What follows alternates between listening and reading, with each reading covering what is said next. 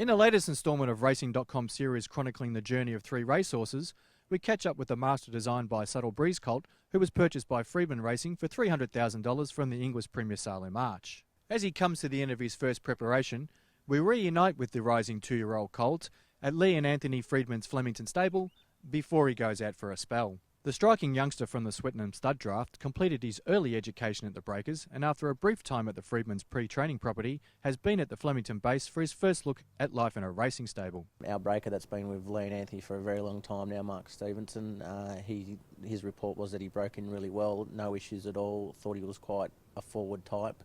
And he's usually on the money. So yeah, all reports from the breaker were great, and then we tipped him back out for 4 weeks, and then we've obviously started this first education period. Over his more than 30 years in the game, Hall of Fame trainer Lee Freedman has devised a system to identify his new talent, separating the precocious types from the ones that may require more time to develop. Yeah, he had a couple of weeks down at Pinecliff, our other property, which we do with all of our yearlings. They just have 2 quiet weeks there, then when they're ready to do a little bit more, we bring them up here to Flemington.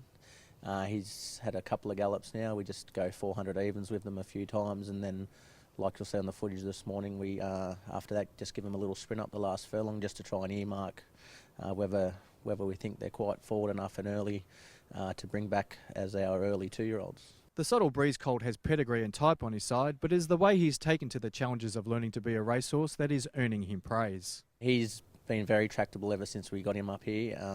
He's very forward in his work, as you'll see. He relaxed nice early there in that gallop, and he's showed a nice turn of foot. So we'll probably just give him a month off now, a month to 6 weeks, and bring him back in and see how we go. And as with any athlete, the Colt will be given time to refresh before his next stint in the stable. Yeah, he'll go out for probably 4 to 6 weeks now, back to St Ives, Anthony's property, and then we'll start him back off at Pinecliff again, and he'll make his way back up here. And he's a very nice type, but he still looks like he's got a bit of developing to do. Yeah, he's a lovely type. He looks like if you can strengthen up a bit over the hindquarters, just get that top line, he'll be a lovely horse. We'll continue to monitor the progress of this Colt as he heads towards a possible Spring Carnival campaign. Stay with us here at Racing.com to see how he fares.